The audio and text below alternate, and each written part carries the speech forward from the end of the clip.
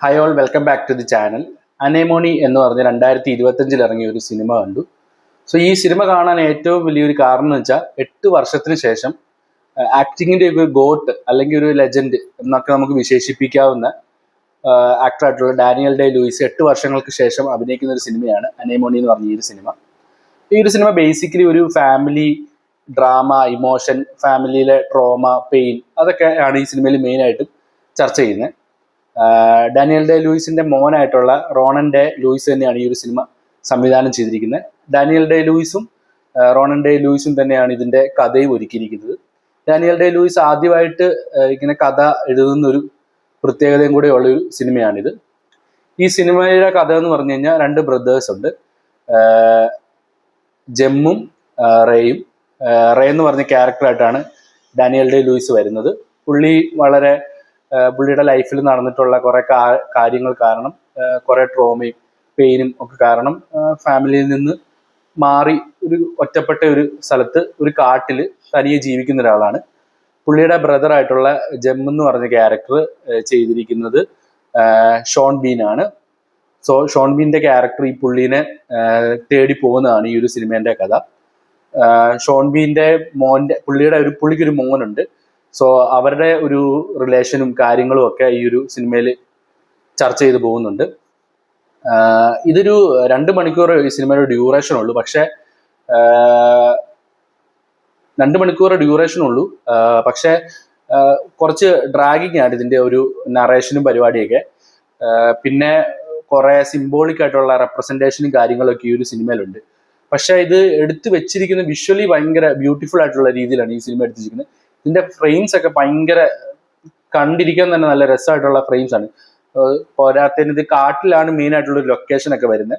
So അതിന്റെ ഫ്രെയിമും കാര്യങ്ങളൊക്കെ നല്ല രസമാണ് കാണാൻ. അതായത് നമ്മളിപ്പോൾ പോസ് ചെയ്ത് വെച്ച് കഴിഞ്ഞാൽ നമുക്ക് സ്ക്രീൻഷോട്ട് ഒക്കെ എടുത്തു കഴിഞ്ഞാൽ വാൾപേപ്പർ ആക്കി ഇടാം. അമ്മാതിരി ക്വാളിറ്റിയിലുള്ള ഫ്രെയിമിങ് കാര്യങ്ങളൊക്കെയാണ് ഇതിൽ ചെയ്തു വെച്ചിരിക്കുന്നത്. പിന്നെ ഇതിനകത്ത് ഡയലോഗ്സ് ഒക്കെ വളരെ കുറവാണ്. ഡയലോഗ്സിന് പകരം കൂടുതലും സൈലൻസും പിന്നെ ഇങ്ങനെ ഓരോ നോട്ടം കൊണ്ടുള്ള ഓരോ പരിപാടിയും അങ്ങനെയുള്ള ഒരു സംഭവങ്ങളൊക്കെയാണ് കൂടുതലും ഉള്ളത്. എനിക്ക് സിനിമ വളരെയധികം ഇഷ്ടപ്പെട്ടു. ഇപ്പം നിങ്ങളൊരു ഡാനിയൽ ഡേ ലൂയിസ് ഫാൻ ആണെങ്കിൽ തീർച്ചയായിട്ടും കണ്ടിരിക്കേണ്ട ഒരു ചിത്രമാണ് അനേമോണി എന്ന് പറഞ്ഞ ഒരു സിനിമ. സോ സിനിമ ആമസോൺ പ്രൈമിൽ റെന്റിൽ കിടപ്പുണ്ട്. ഞാൻ YTSന്ന് ഡൗൺലോഡ് ചെയ്തിട്ടാണ് കണ്ടത്. നിങ്ങൾക്ക് ലിങ്ക് വേണമെങ്കിൽ കമന്റ് ചെയ്താൽ മതി, ലിങ്ക് അയച്ചു തരാം. പിന്നെ ഈ സിനിമയുടെ ഏറ്റവും വലിയൊരു പോസിറ്റീവ് എന്ന് പറയുന്നത് ഇതിന്റെ പെർഫോമൻസ് തന്നെയാണ്. ഡാനിയൽ ഡേ ലൂയിസ് പുള്ളി സ്ക്രീനിൽ വരുമ്പോൾ എല്ലാം നമുക്കൊരു അദ്ദേഹത്തിന്റെ ആ ഒരു പെർഫോമൻസ്, അദ്ദേഹത്തെ സ്ക്രീനിൽ കാണുമ്പോൾ തന്നെ നമുക്കൊരു വെയിറ്റ് ഫീൽ ചെയ്യും. അത് നമുക്കറിയാം, പുള്ളിയുടെ സിനിമകളൊക്കെ കണ്ടിട്ടുള്ളവർക്ക് അറിയാം പുള്ളി എന്തുമാത്രം ഒരു ലെജൻഡറി ആയിട്ടുള്ള ആക്ടർ എന്ന് നമുക്കറിയാം. സോ ആ ഒരു സംഭവം ഇതിലും നമുക്ക് ഫീൽ ചെയ്യും. അത് തന്നെയാണ് ഈ സിനിമയുടെ ഏറ്റവും വലിയൊരു ഹൈലൈറ്റ്. പിന്നെ രണ്ടാമത് ഇതിന്റെ ആ ഒരു വിഷ്വൽ ബ്യൂട്ടി, സിനിമാറ്റോഗ്രഫി, അത് നല്ലൊരു ഇത് വഹിച്ചിട്ടുണ്ട്. ഇതിന്റെ ഒരു സിനിമയുടെ ഒരു മൊത്തത്തിലുള്ള ഇതിന് വേണ്ടി ആ ഒരു സിനിമാറ്റോഗ്രഫിയും പരിപാടിയൊക്കെ നന്നായിട്ട് തന്നെ വന്നിട്ടുണ്ട്. പിന്നെ ഇതിന്റെ മ്യൂസിക്കും ഒക്കെ ഒരു നല്ലൊരു പരിപാടിയാണ് അവർ ചെയ്തിരിക്കുന്നത്. പിന്നെ ഷോൺ ബീന്റെ ക്യാരക്ടറും അതുപോലെ സമന്ത മോർട്ടൺ എന്ന് പറഞ്ഞൊരു ആക്ട്രസ് ഇതിനകത്തൊരു സപ്പോർട്ടിംഗ് റോൾ ചെയ്തിട്ടുണ്ട്. പുള്ളിക്കാരത്തിയും നല്ല പെർഫോമൻസ് ആണ് ഇതിൽ ചെയ്തിരിക്കുന്നത്.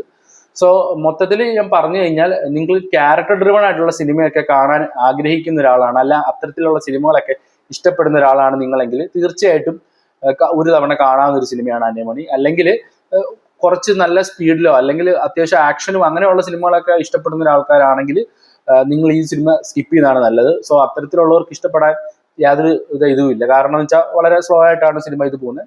സിനിമയുടെ സ്റ്റോറി വളരെ ബേസിക് ആയിട്ടുള്ള ഒരു സ്റ്റോറിയാണ്. എന്നാൽ കുറെ സിംബോളിക് ആയിട്ടുള്ള റെപ്രസെന്റേഷനും കാര്യങ്ങളൊക്കെ ഉണ്ട്. അത് എല്ലാവർക്കും ഒന്നും കണക്ട് ചെയ്യാൻ പറ്റണമെന്നില്ല. സോ ഈ സിനിമ കണ്ടിട്ടുള്ളവരുണ്ടെങ്കിൽ നിങ്ങളുടെ അഭിപ്രായം തീർച്ചയായിട്ടും വീഡിയോയിൽ കമന്റ് ചെയ്യുക. കാണാത്തവരുണ്ടെങ്കിൽ നിങ്ങൾക്ക് താല്പര്യം ഉണ്ടെങ്കിൽ കണ്ടു നോക്കുക. നെക്സ്റ്റ് റിവ്യൂവിൽ കാണുന്നവരെ ബൈ.